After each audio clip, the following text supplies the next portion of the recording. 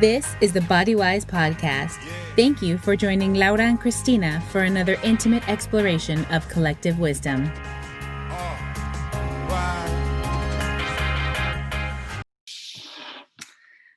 Hello, everybody, and Happy New Year. Happy New Year. Yes, this is launching January 1st, which is 2021.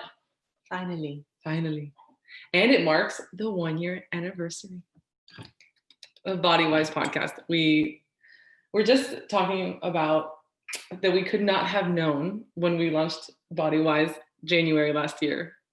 That it was going to be the time of Coronavirus year is the Body Wise podcast launch year. Yes. Good choices. Yeah. But it was kind of fun to be in a project together, like going through life challenges, private challenges, business challenges, and still having like created a new project. That's true. And kind of carried it through the year, right? Regardless of what was kind of going on, and oftentimes inspired by what was going on. So that's true. And we had so many great guests on the show, like really good interviews, and so many people that we've met, like Denicia, who was someone that Laura brought on the show. I later ended up working with one-on-one and continue to collaborate with. Yeah. And Brianna, who we're going to have, Wilkerson, who's going to be back on the show. So yeah, Body Wise has been great. It's been a really nice kind of light to have throughout this year, and great way to connect with all of you. So thank you for sticking with us for this long. Yeah, definitely. Yeah. So I guess for this first episode for the year, we did want to talk a little bit about just the energy of where we're at. The energy of, I know most of us are being bombarded a little bit with like Happy New Year, New Year's goals, 2021, full force ahead. But, Chrissy and I were just talking about the fact that we're still very much in winter. Even January is very much winter. And even though we celebrated, for me, like winter solstice that just happened around the corner, which is kind of this return of the light ever so slowly in the wheel of the year, according to very traditional pagan traditions, for example, which I think are fascinating. There's still this upcoming holy day, which is called Imbolc. And it marks like the depth of winter when it gets the coldest. And Chrissy, now living in the north, like as opposed to me where it's mostly tropical all the time, she's like, yes, it does get colder. Colder. Living in Florida, winter ends in December. Like it's like November, December. And then I'm like, no, I learned when I went to Virginia that no, winter in fact just gets started. Like January is when we get really cold into March, which blew my mind. But totally, energetically speaking, I think that signifies a lot of like, it symbolizes, it goes, like a lot of mention like, well, because energies don't work linearly, like calendar years, what do they really signify? Everyone, I know people have these expectations like 2020 was like probably the worst year in history. So 2021 is going to be better. And I don't mean to be the pessimist. She's definitely feeling more positive, but I'm like, I don't know, like my hopes aren't too high, man. Because 2019, if I recall, was a doozy as well. And people kept saying 2020 is going to be better. And it didn't happen. So energetically speaking, I don't know if we're like, ta-da, 2021, everything's better, but we are still in winter, right? We are still in a dark season. We are. And I think that it's really important to honor that, because when you are connected to the cycles, which I was telling Chrissy, like I'm somebody who's very cyclical. I'm connected to my cycles, and I see, the year is a cycle. And for me, the winter solstice marked the change, and we're like progressing towards the light, right? But we're still headed into the coldest part of winter. And all of these changes are really subtle. And I think subtlety is something that we're lacking in our culture as a whole. Like the subtle nature of even the way our bodies adapt and how we process things, versus being aware of like, imposing on ourselves those goals and that like really intense desire to move forward and out as soon as the beginning of the year starts. But moving forward and out is a very spring, bright, sunny energy. And it's not quite aligning yet. We're not in spring yet. Like just being aware that sometimes it might feel really hard to get that started now. Like get on those crazy New Year's resolutions and start this new project now, because in reality, the earth, like we're still hibernating. We're still hibernating where we are. This part of the earth is still hibernating. Right. And I think that it's a gestation time. Having those desires clarified and taking the time to really feel out what feels right for you moving forward and what are the things that you want to let go of and change. Like, totally, winter's a great time to do that because it's all very inward. It's all very like self-reflective. Right. It's still okay to keep it inside and to move slowly and to take it easy. Right. And to just, give yourself some time to feel this out. Right. Because before you know it, we will be in the spring and the days will get warmer and that energy will be like supported. You will be supported in that. Right. And I have hopes. I think, like, as Kriti and I were saying, well, the positive, the negative, the how are you feeling? I definitely don't think that when I say, okay, things are going to be different this year, that's for sure, because everything is different. Everything changes. That's a constant. What it's going to look like, we don't know. But I think that the biggest shifts for me have happened internally. And because when your perspective shifts, I feel like it's inevitable that life around you feels and looks different. So in that regard, I feel really positive. I think a lot of people have come to terms or like really clarified what's important for them or what they're willing to like. I think we had a lot of noise and definitely the stillness of 2020 of being home, like quarantine, working from home for a lot of people and just the overall fatigue that we've all felt, because it's been very fatiguing, just everything with the election and coronavirus, and the whole like civil rights movement, which essentially just exploded in this country. Like so much came to a head this year, but it was also took its toll emotionally, mentally on everybody. And I think that has kind of, people are like cutting out the bullshit, like just skimming it off. Like, I don't have time for that. Like, that doesn't serve me. No, and setting boundaries, because again, you just cannot even handle anything else. Yeah. I know I felt that way, where like my tolerance for things that were sort of like before is like, nope, like not doing it. And I think that is a positive, because I think we've learned a lot about ourselves, even in terms of like the drive to be so productive all the time, that really go all the time. This year has really helped us slow down. Like we're forced to slow down. And maybe a lot of us learned something there. Yeah, definitely. I think that what you mentioned about that power of setting a boundaries that you never were really, I guess we're in our comfort zone most of the time. And until we become very, very uncomfortable, which so many of us did with everything that was happening this year, you almost out of a survival mode need to set those boundaries, because otherwise you feel like you're drowning or suffocating. And that feeling of, okay, I need to start taking care of myself. And this is what that looks like, or this is the way my boundaries look. And that's such a wonderful, powerful thing. And like you said, cutting out the bullshit, like, I think for so many people, that realization of what really matters to me, and also what is fulfilling, because being in isolation and being apart from the people that you love, and then choosing to spend, like, when you do share time, whether it's phone calls or video calls or with family or with friends, it all of a sudden, everything feels hyper potent, because it's so of value. And then in that, sometimes you can be like, wow, actually that relationship doesn't really serve me. With the little bit that I have right now, that space, I really want to connect within a relationship that does serve me. And bringing that under the microscope, also shifted in so many people's lives I know of, myself included. And I think there was definitely this honing in on the life that you want. When you had to slow down, like you said, from being so productive all the time,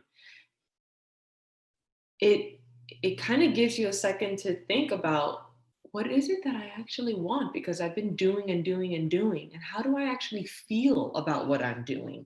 Do I want what I have? Do I want what I am doing? Or is it or am I missing out on something? Or do I kind of long for something else that I put on the back burner? And now that I have to stop, it's just like glaring at me in the face. And this is something that is calling my heart. Like, I have to do this other thing. And maybe I just didn't realize it because I hadn't slowed down enough to notice it or really feel it. I don't know. I think that there's so much that happened in terms of creativity and emotional development, and I mean the no choice but to self-reflect, which I think as a society, like on a collective level, we really needed. Yeah, I mean, another side to that, which I think that not necessarily pivoting, but when you're going through like your productive mode, right? And I know I felt this, and the Kitchenista, I really like her. She's an awesome blog. She posted something about, how weeks will go by and she is like photo shoots and recipe development, and like her business has been blowing up this year and just all these opportunities. And then all of a sudden she just gets like slammed with this fatigue where she doesn't want to do anything. And it doesn't mean that she didn't want to do all the things that she was doing. She just got very tired. And I remember feeling that because like I had this phase when I got back to Virginia, and Jack and I fell into like this semblance of a routine, and Justin was back home, and of like every Monday I was creating recipes and shooting them, like every Monday, recipe development day, photo shoot day, like just like this really awesome schedule. And like I went, like I think October, November, I was like cranking it. And then like right before Thanksgiving, I just kind of like melted into a puddle of like, like everything was so hard for me, like to just, and I was talking to Kendra about it because, we do the same thing. And I think a lot of people have felt that, where it's like, it's okay. Like, it's not because you're failing, but it's tired. It catches up with you. And because it is cyclical and you do go through these phases of, where you're inspired, and it's almost like you forget that we have this like insane collective trauma of this year. And then something happens, or you read a headline, or you have a conversation with someone, and then it just hits you all over again. And I know for me, like a lot of like the news has been like that, whether it's, another person being killed by the police, or something insanely corrupt happening with the leaders of our country. And then it just like, it makes you tired, and you just feel like, I can't do it. Like you just have to sit there and process it versus being productive. Yes. Well, on the other side to that coin, because I am like the yin to Cristina's yang, for sure. I am someone who slows down. I'm slow. I am a slow mover. I'm a slow living, # slow living. I spend a lot of my time, like I require spiritual nourishment on a daily basis. And I need to just sit still, and whether it's meditation or dancing or movement, and also just like being, not doing, but just being is vital. I don't know any other way to live. Like that is how I function. And that's I mean, I've done the go in my 20s for sure. But I always kind of like in there would find those moments, because I'm a naturally introverted person. So I recharge in solitude, and that's something that I know about myself, and I go back to that. And it's interesting because I think that for this year, like I love how Cristi talks about in that productivity machine and energy going, so much of this year slammed her sometimes, where she didn't have a choice to slow down. It had to happen. And for me, I think the opposite happened. Like I am someone who has been in a very kind of that gestational mode, that very self-reflective inside, like spiritual mode, but very little of it gets grounded. So much of my work is connecting to my body. And I think that comes from being so like ethereal and mental, just very airy. I'm a Gemini. I don't know if that means anything, but so am I. We're both Gemini, exactly. So there you go. And so I'm that opposite energy. And for me, there's so much thought and process into every expression in many cases, where Cristina used to tell me, it's called analysis paralysis, Laura. And it's so true. The opposite end of that spectrum, that like overly slow, where you do get almost like you stay in the winter, you stay in the gestation, you stay in that dark womb energy, which I love, you can get a little paralyzed. That cold can kind of get so deep into your bones that you're not creating and you're not coming out and you're not taking action. And where Kriti's action was kind of burning her out, my lack of action in my own life was kind of Stifling? no, making me sad. Like, I think it was stifling in my own head because I wasn't taking action, but I was overthinking. Right. And it's so fascinating that I struggle with like symptoms of chronic stress. And Kriti looks at me and says, but you do so much self-care and like you slow down and you're not going fast. But that's what we underestimate, that because stress, mental and emotional stress, you don't have to do anything. You don't have to be doing. This mind never stops. Mm-hmm. And like that's a practice that for me, I realize when I am in action and I'm moving more and I'm doing things, mind is more quiet. My mind is more quiet. Right. I'm engaged. And that for me is like really healing, and it shifts my energy and it gives me more of a balance, the balance that I need.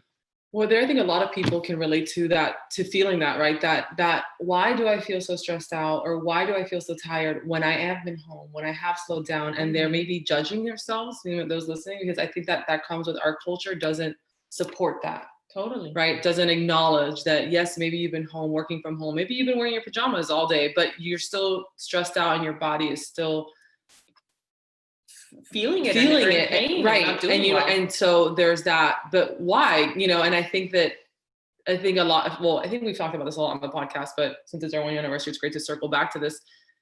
Mothers have taken the brunt of 2020 with having, we're having children, especially, I know a lot of people sign up for homeschooling, which is amazing. And they do that and they're prepared for it and they have like a system in place. But a lot of other mothers were just left all of a sudden, like no choice. Your kids are home now. You're in charge of their education. And, like for people like me, like, yes, I'm at home, but I am working. And not just that, but having the kids at home all the time also meant like, how do you run errands? Like even during the pandemic, you still have to do like, we wear your mask, you safely go out, but like it meant literally being tethered to your home that whole day. And then think about single mothers, or like, which I was single parenting for most of the summer. That was, what? Like talk about like so stressful, juggling all of that. And I think that, I know for like Jack's still at home, like his school is still at home. So we're still navigating this, which continues to change because I depend very much on Justin's availability to be able to plan out anything for myself. And that is hard. And so I think a lot of moms like, yes, you've been home, but yes, you're really stressed out. Yeah. And you're feeling it and your body's feeling it. Sure. And there's this, there was kind of like this cap on what you could even do if you wanted to, because so much energy is going to taking care of the kids at home and making sure that they're okay. And all of a sudden feeding them constantly. Right. And that process, which you're giving yourself to, right. And definitely, I think for someone like me, where to even get myself, like mothering is an outward energy, it's action oriented. So absolutely, you're like cleaning this, cooking that, making sure they're okay. Yeah, and even navigating the schoolwork at home, and like then homework, right? Exactly, and then like they want to play with kids, and like it was so many layers of like their social like well-being and like what's safe, and like your pod, and if the kids play outside, like is that okay? There was just so many layers to it, right? And this year, and that may still tip over into this new year. And how do you take care of yourself and in the midst of all of that? And how do you for me, I feel like my energy, really managing my energy is so important because I don't always have as much energy as I would like to have, but knowing that and knowing myself and knowing when in my cycle I have more energy, and really organizing. I think a lot of it is like for me, organizing myself so that I can take action when my body and when I'm most supported in that action. It's like being really smart about it and kind of strategizing that so that I'm fulfilled, not just on a on a like lifestyle level, my kids are healthy. Thank goodness. We're so lucky. We've been so blessed through this all of whole us, yeah. process. We really have our family amazing. I mean, just we're so lucky. And I'm so grateful every day for that and how well our kids are doing and kind of adapting to all of the changes.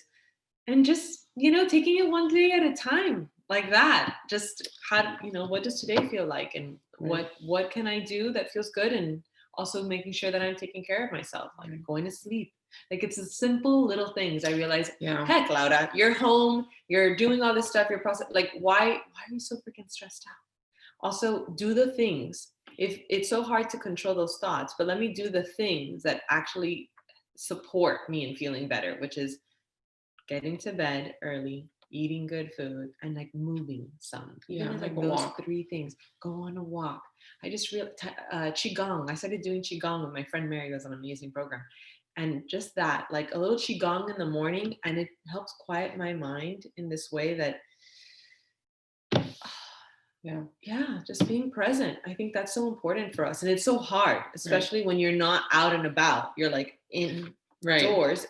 Something for me that's been like actionable tips, which I think is a really good way to go. So we give the listeners like, you know, and this is a great like practice to be putting into, again, like Laura mentioned, the subtlety of like moving toward a light, you know, like as we move into this other phase of winter. But, you know, I felt it very strongly. And like, you know, Laura was here kind of witnessing that, like where over, like, you know, with the dietary stuff, like I really struggled with like on top of everything else, managing my dietary restrictions for my health. And I did start dabbling with like, what can I fit in, you know, until it felt good. And then when it didn't, I like, you know, scaled back again. But I think that that's, again, like why the January, like hardcore diet messages are so dangerous, because those are always stressful on your body. And I don't think anyone can handle any more stress, like at all. I don't think it's a good year for that. But there are so many other things that you can do that will make you feel better. So again, prioritizing sleep, limit the screen time, you know, home and scrolling, like it can be so detrimental. So I have been very diligent about wearing my blue light blockers, which definitely helps me sleep. And just, like limiting the screen time, like after dinner, like I don't do online stuff. And finding that time for yourself, right? So, you know, if you have a partner at home or someone, you know, that if you're a parent and you're co-parenting with someone, that you can say like, hey, I need this time for myself.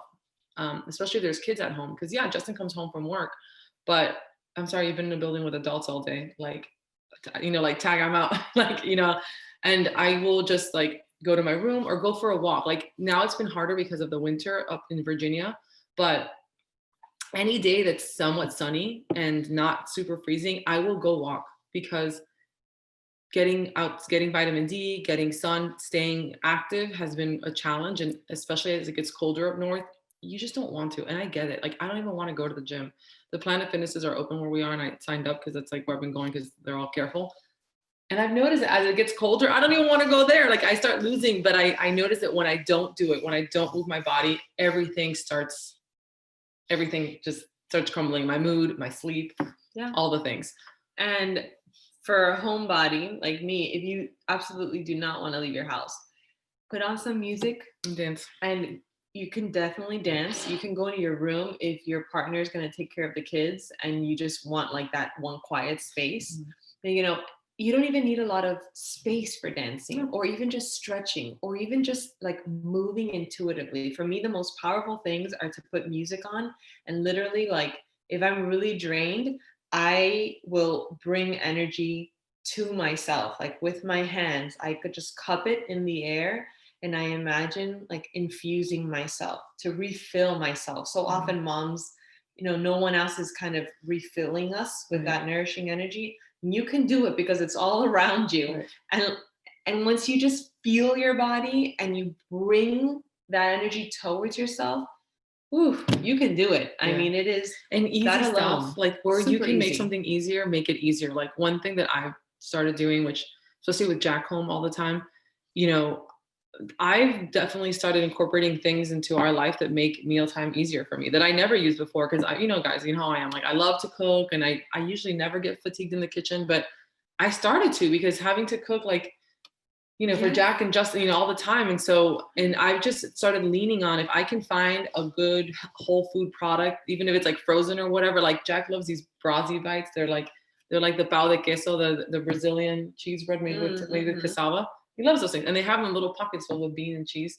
Anyway, I got my Wegmans. He loves those things. I will buy those and, to put them in, just put them in the oven and make those for him for lunch with a side of fruit or something. And easy, because you just can't, like deli meat roll-ups with just simple things that normally I would have before been like, oh, there's a better option I can make from scratch at home. And this year is not the year for that.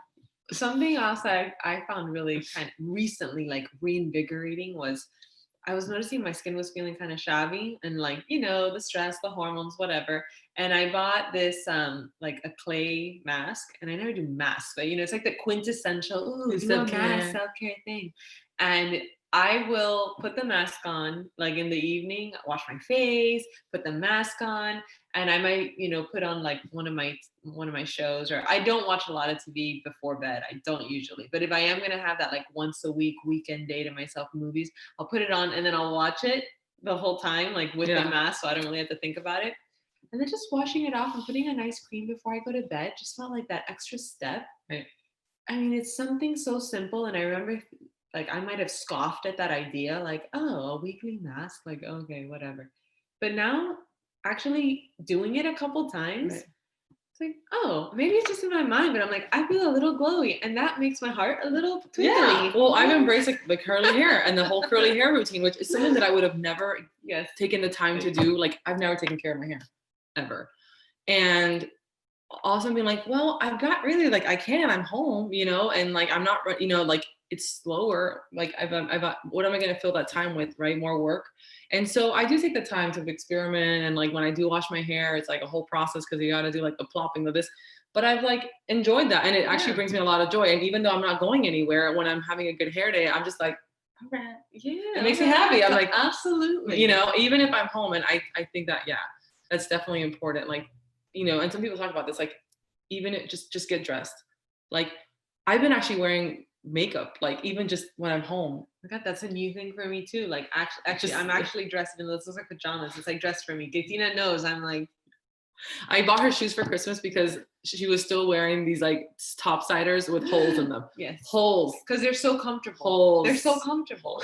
So I bought her shoes. But yes, I agree. I think getting dressed, even a little bit, yeah. I put on a little bit of a skin twin foundation and bronzer and a little mascara. Yeah. Just so when you look in the mirror, I'm okay.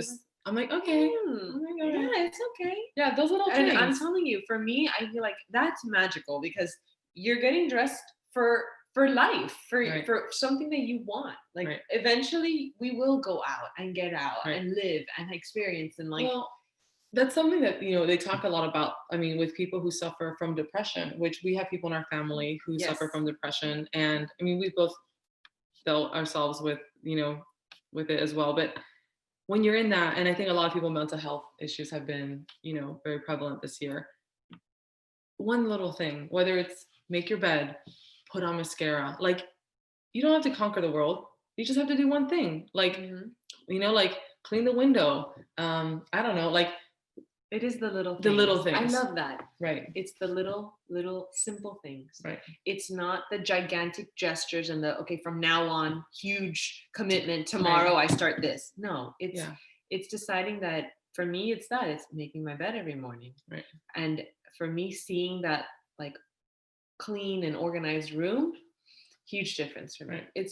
And sometimes I just say, do it, Laura, because once you do it, you're going to feel better. And it's right. Whether it's that walk or a little bit of, fixing your hair up or putting those pants on instead of staying in the shorts that you slept in, that, your body also responds to your environment.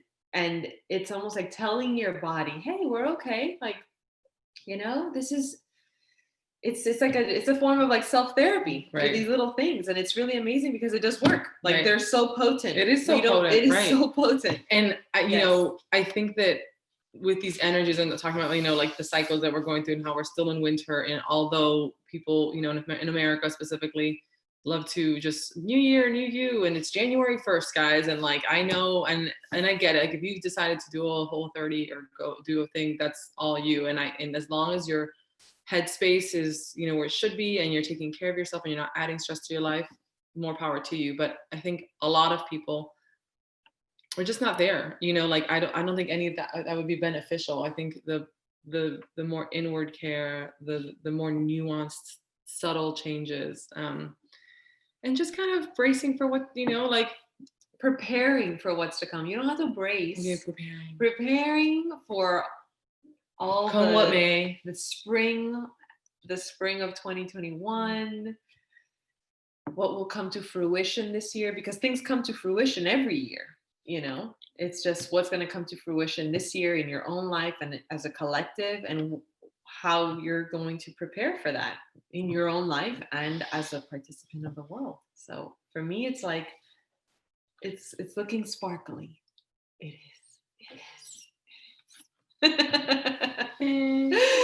So To be determined. Yes. TBD on that, but we will be okay. You know, I thoroughly, I mean, 2020 was hard for a lot of people, but it's funny because I was talking to this Rebecca. She was this like book coach thing, because I was like dabbling maybe with the idea of a third book, which I still want to do, but I'm not ready yet. It takes a lot out of me. And, you know, talking about this year, 2020 for me. And I think that it was a particularly difficult year for me on so many levels. And it's okay to still feel a little bit like wounded bird syndrome, you know, where you're like, I'm not ready to fly yet. I'm just gonna like waddle around for a little bit. And it's okay to still be recovering for, you know, whatever has transpired in the last 12, you know, what happened in the last 12 months. And you don't have to be like, ta-da, jump into like the clock strikes 12 and it's like Cinderella moment and you're okay all of a sudden. Like, I'm still not okay. I mean, I will be okay, but I'm not right now, and that's okay. It's okay not to be okay. Of course it's okay not to be okay. I mean, I would say that I just had a little morning meditation, which was lovely. And it was about like feeling that I'm facing a challenge in my life right now. It's a challenging time. It is. We are still in winter, and there's like multiple things in my life that feel very challenging right now. But that being said, I pulled a card because I love tarot. And it was from the Divine Feminine tarot deck. And it was Lalita. And Lalita is the goddess of play, I mean, essentially. And the message there was playfulness is a spiritual power. Playfulness is a spiritual power. And I think we forget playing. And we had a bonfire a few days ago, and we were playing telephone with the kids. And we had so much fun. We were cracking up. I remember having this, like, I was laughing so hard and unable to say the next telephone. And as I was laughing in that moment, I realized, oh my God, I haven't laughed like this in so long. We definitely had that moment where like, I don't think I had fun in so long. And it was just this silly telephone game with adults and kids around the fire outside. And it was like, oh my yeah. And my soul really needed this. And holy shit, why does it feel so foreign to laugh like this? Like, why has it been so long? And that was shocking. And to recognize, I mean, a couple of days ago, we went and we've been playing wiffle ball with the kids, and it's not something that I would normally like join in on, but I decided I need to play more. I'm gonna go play wiffle ball with the kids and run, and I think, man, that just felt so good, and I want more. I know. We've been so serious and so because you get tired and you get somber and you almost cut yourself off from that, and it's true, we have these great kids and they're such a great source of play. And sometimes you get so overwhelmed with being the caregiver that you forget to also be the playmate. Mm-hmm. And that was a really fun, props to Justin. Here's his idea. Totally he's props like, to Justin. He's like a big kid. So great. He's so playful. He was wonderful and great picture. Great picture. But we did have a blast, and like, we hit the ball, and it was like, it's a blast to see them run. Even like we go out to the play with Cristina and I did it, and you know, we were swinging, and even putting yourself in that position where like, first of all, your body's doing something totally different, what? And you're just playing. Yeah, you're just playing, and we forget that, and also giving it value of, holy crap, It is spiritual. It is, yeah. It is nourishing. You know, we think so much of like the spiritual stuff and the self-reflective stuff has to be serious, right? And it really doesn't, right? I mean, you have to remember We had a that very, very playing playful, is- and you know, even so, Noche Buena, and granted, it was just like the immediate family. But we ate dinner together here at my mom's house, and she's this tiny little room that the people who previously owned this house, it was their meditation room, which was like a built-out garage essentially. And in this little room, just us with the kids, we danced salsa after dinner. And Emma, her daughter, who her oldest, who just that was her, you know, she was like, we got to do the dance party. And at first, you know, we were a little bit like, okay, we had a blast. Yes. And it was just such a good reminder. I think the last few days of yeah, just even if it's weird and awkward. I mean, I hadn't danced in so long. I know. I was like, you know, like we're all in this room, this like funny room. All it's like really short room. Stuffed in it's there. like a weird little room. And everybody got into it. Yeah. Everybody got into it. It was. And Jack, who like he's like his father doesn't really dance, but then he likes to like break dance. He doesn't know how, but he throws himself on the floor and does things. It's hilarious. It was fun. But it was a lot of fun. And like, yes, find those moments. In. Yeah, I think that's a good one. And you know, Denicia, who I mentioned again because we're gonna do a thing with her coming up, but we are, yeah. She's a play activator, yeah. and I really now I think I had always kind of like didn't fully grasp, you know, like the importance of that of play in life. Yes.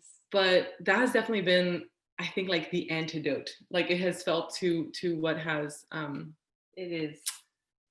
Just it's felt like that's the medicine I need right now. Yes, and I think it was perfect to kind of end the year on that note for us. The calendar year of, you know what, we got this taste of laughter and playfulness. Remember before we did the full moon ritual before I left? Yes, and that's something that you brought up. Yes, and I don't think it had like happened yet. You know, I know really like, you know.